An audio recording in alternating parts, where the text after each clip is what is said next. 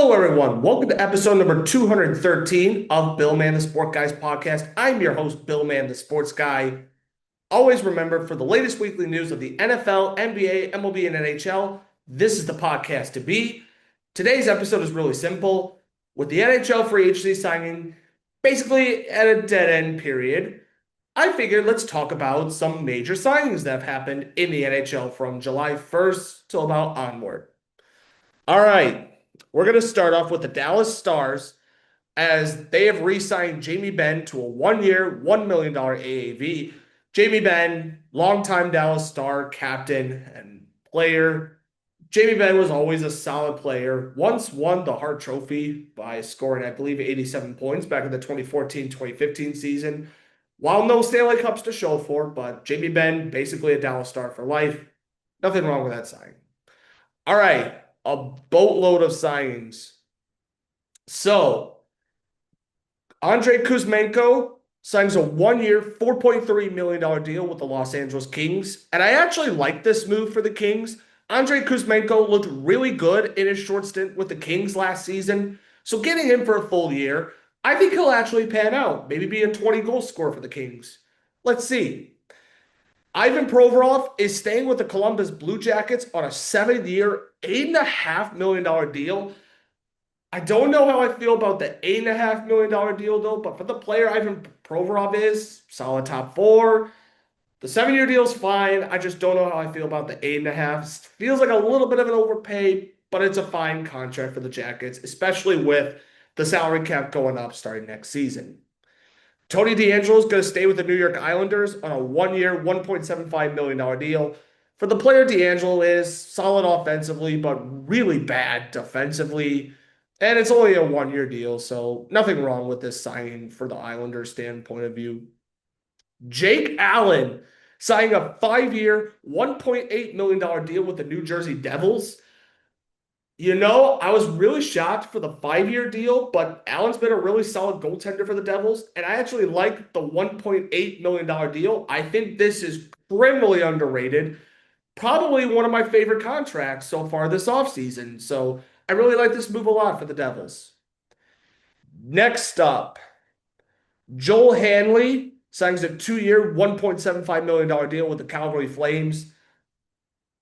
Solid depth player for the Kings, and I think he'll work his way up to become a full-time player for the Flames. Christian Dvorak signs a one-year, $5.4 million deal with the Philadelphia Flyers. I'm kind of shocked that this was the only contract Dvorak was offered, but a steal contract for the Flyers. I really don't have anything to complain about. The Colorado Avalanche, not the Rockies. I almost said it. Well, I just did. But the Colorado Avalanche, they signed Parker Kelly to a 4-year, $1.7 million deal. Now, sometimes I don't like long-term contracts for depth players, but Parker Kelly was a really important player for the Avalanche. So good term and good contract by the Avalanche. And I think he's going to be a really good depth piece. And he's a very important one, too, for the Avalanche. Brock Besser is actually going to stay with the Vancouver Canucks on a 7-year, $7.25 million AAV. Now, average. I'm not going to lie. I thought Brock Besser was good as gone when the offseason started. But with with the Canucks making one last final push and an offer for Brock Besser, this is actually a really good one. So I'm really happy for Vancouver and their fan base that Besser staying. Because if Besser did let Vancouver, the Vancouver Canucks would have been in a whole lot of trouble. Joel Armia is going to stay with the LA Kings on a 2-year, $2.5 million deal AAV. He was always a solid player, good bottom six, good penalty killer. So nothing wrong with this contract. And also they did sign Corey Perry on a 1-year, $2 million AAV. Corey Perry, good signing. Wasn't that long ago, he almost scored at a 20-goal pace with the Oilers. Capable of scoring 10 to 15 goals for the Kings. Good penalty killer, but I know Kings fans are not going to like this, but Corey Perry is cursed because he has lost 5 out of his last 6 Stanley Cup final appearances. But if they get past the Oilers, I guess that's all the Kings are going to care about. Dan Vladar is going to sign a 2-year, $3.5 million deal with the Philadelphia Flyers. I'm not so sure about this one. I don't know if Vladar is the real true option for the Flyers, but we're just going to have to see how he pans out. If he proves me wrong, cool, I guess. Next up, Vladislav Gavrikov signs a 7-year, $7 million deal with the New York Rangers. Good defenseman, solid offensively, solid defensively, and he'll be a really big help with Adam Fox. So the weight's not entirely on Fox, but adding Gavrikov, interesting signing by the Rangers to say the least. Next up, Connor Brown signs a 4-year, $3 million deal with the New Jersey Devils. I don't know how to feel about this one. Connor Brown, solid bottom six, solid penalty killer, capable of getting 10 to 15 goals, but $3 million for 4 years. It's fine. I don't think it's one of the best. I just think it's fine. All right, next up, Tanner Jeannot signs a 5-year, $3.4 million deal with the Boston Bruins. One of the few contracts that I really don't like. Terrible contract by the Boston Bruins. Tanner Jeannot had not scored 20 plus goals in a season since his rookie year. So I don't know why general managers are so hesitant and able to hold on to the fact that Jeannot could score 20 goals in a season. I don't like this contract by the Bruins. This is definitely one of my least favorite this offseason. And another I'm not a fan of, Ryan Lindgren signs a 4-year, $4.5 million AAV. Now, let's say if this was 2 years, around 2-3 million, that I would have been fine with the contract. But I don't like the fact that it's 4 years at 4.5. Ryan Lindgren has really fallen off after his stints with the Rangers and Colorado Avalanche. If he could get it together with Seattle, great. But this is just one of the contracts that I just don't think is going to work out at the end of the day. Next up, Cody Ceci, another contract I don't like. What the heck? Signs a 4-year, $4.5 million deal with the Los Angeles Kings. Not a fan of this one. Terrible, terrible, terrible. 4.5 million for a depth defenseman and 4 years. Cody Ceci is just a depth defenseman at this point. While sure he could bring the physical, but that's really it. Defensively, he's not great. Offensively, he's almost next to nothing. So horrible contract by the Kings. Probably the only one that I criticize in this episode. Next up, Brian Dumoulin signs a 3-year, $4 million deal with the Los Angeles Kings. Not a bad one. I think this is fine. Dumoulin's a solid bottom six defender that could chirp in a decent amount of offense, good defensively. Not a horrible contract. This one's fine for the Kings. Anton Forsberg is also staying with the Kings on a 2-year, $2.5 million deal. Solid backup option. I think he'll be a really good backup goalie to Darcy Kemper with the Los Angeles Kings. So I like this one. Next up, Brendan Tanev signs a 3-year, $2.5 million deal with the Utah Mammoth. And they also signed Nate Schmidt to a 3-year, $3.5 million deal. Schmidt really did well with the Florida Panthers during their Stanley Cup run. And as long as Utah pairs him in limited minutes, I think he'll really do well. Now, as for Tanev, good speed, good offense, good defense, very good bottom six player. So very good contract by the Utah Mammoth. Now, next up, Nick Bjugstad signs a 2-year, $1.35 million deal with the St. Louis Blues. Interesting contract. Bjugstad's a really solid penalty killer, solid bottom six, so nothing wrong with that one. Now, Sean Kuraly in his second stint with the Boston Bruins, 2 years at $1.85 million deal.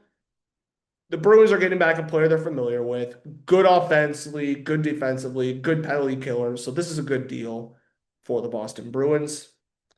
Next up, Radek Faksa back with the Dallas Stars on a 3-year, $2 million deal. So Faksa going back to the team that they're really familiar with. Was always a solid bottom six guy, but after his one stint with the Blues, I don't know if he'll get back to his bottom six form, so we'll see how it goes. Next up, Jonathan Drouin signs a 2-year, $4 million deal AAV with the New York Islanders. Now, Drouin, I don't know if he'll get the offense that he had with Nathan MacKinnon and the Colorado Avalanche, but on a team that's rebuilding like the Islanders, this is a pretty good contract, and I think he'll do really well for the Islanders. Nick Purby signs a 2-year, $2.75 million deal with the Nashville Predators. Okay, I gotta admit, I don't know him. Never really watched him, but from what I'm hearing, it sounds like good bottom six defenseman, solid puck mover. So if that's the case, fine contract by the Predators. Justin Danforth signs a 2-year, $1.8 million deal with the Buffalo Sabres. Good bottom six guy. Sabres really need more tough players, so and Danforth, it's fine. I don't really have a lot to say. Mikael Granlund signs a 3-year, $7 million deal with the Anaheim Ducks. And the Ducks need scoring with their young stars. So adding a veteran like Granlund is really going to pan out. And also with Joel Quenneville as the head coach, I think Granlund's going to do pretty well. I like this contract for the Anaheim Ducks. One of my favorites also. Vitek Vanacek signs a 1-year, $1.5 million deal with the Utah Mammoth. Good goalie option. Never hurts to have too many goaltenders and goaltending depth. So very good signing by the Utah. I like this one. The San Jose Sharks sign Adam Gaudette and John Klingberg, and I think Justin Brezzo too. Justin Brezzo gets 2-year, $1.5 million deal. I believe it's with the Sharks. If that's the case, good signing. But the real ones, Klingberg and Gaudette. Klingberg gets 1-year, $4 million deals. Gaudette gets 2 years, $2 million. And the Sharks needed to spend money. They needed to spend the cap. So good solid signings. And if they do well, they can both get traded at the deadline. Next up, Nikolai Ehlers signs a 6-year, $8.5 million deal with the Carolina Hurricanes. Really good signing and a good contract with the Hurricanes. While Ehlers has never been able to crack the 70-plus point mark, but he's a really good offensive player all around, really good penalty killer. So I think this is a fantastic signing by the Carolina Hurricanes. Next up, James Van Riemsdyk signs a 1-year, $1 million deal with the Detroit Red Wings. I actually thought Steve Yzerman was going to do another overpay contract like he did with Ben Chiarot and Justin Hall. But adding Van Riemsdyk, excellent job by Steve Yzerman. Thank you for not going crazy on a bottom six or depth player this offseason. So as a hockey fan, I thank you, Steve Yzerman. So good signing. Evgeny Dadonov, 1-year, $1 million deal with the New Jersey Devils. For the player he is at this point in his career, Dadonov, just a solid top nine, bottom six player. He'll do really well. He'll be a good goal scorer, kill penalties. He'll do really well for the Devils. Next up, Brent Burns signs a 1-year, $1 million deal with the Colorado Avalanche. So the Avalanche, they're going to take a chance on a 41-year-old defenseman, Brent Burns, who did really well with the Carolina Hurricanes. Now, while he's still yet to win a Stanley Cup, Burns is going to get a chance to go to a competitive team like the Colorado Avalanche. So I'm rooting for him. Hope he wins the Stanley Cup. So good contract by the Avalanche. Next up, Mason Appleton signs a 2-year, $2.9 million deal with the Detroit Red Wings. He's an okay penalty killer. Doesn't really bring a lot of offense, but solid defensively. So not a bad contract by the Red Wings. I think this one is fine. The San Jose Sharks also signed Dmitry Orlov to a 2-year, $6.5 million deals. If this was long-term, I would not have been a fan of it, but the fact that it's 2 years, I'm okay with it. Next up, Anthony Mantha signs a 1-year, $2.5 million deal with the Pittsburgh Penguins. Like this signing, I think this is good. And if he can get back to being healthy, be a good 20-goal scorer for the Penguins, I think this works out for them. Next up, Pius Suter, 2 years, $4.125 million deal AAV with the St. Louis Blues.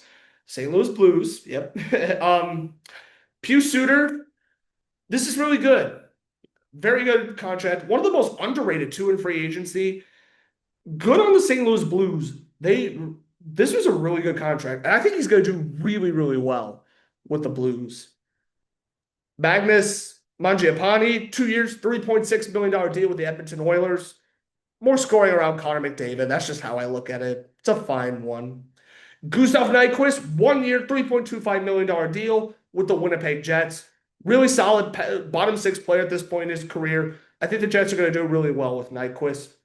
Taylor Radish, 2 years, $1.5 million deal with the New York Rangers. Solid top nine score for the Rangers. Rangers, while they're kind of in a retool, you could put it that way, but adding a good veteran scorer like Taylor Radish, who once upon a time scored 20 goals with the Chicago Blackhawks. I think he'll do well with the Rangers. All right. Trent Frederick, another contract I don't like, and the last one in this video for 8 years, $3.85 million deal AAV. Very, very weird contract. Not a fan of this one by the Oilers. No idea what Stan Bowman was thinking on this one. It's just another contract that I just don't see working out at all this offseason.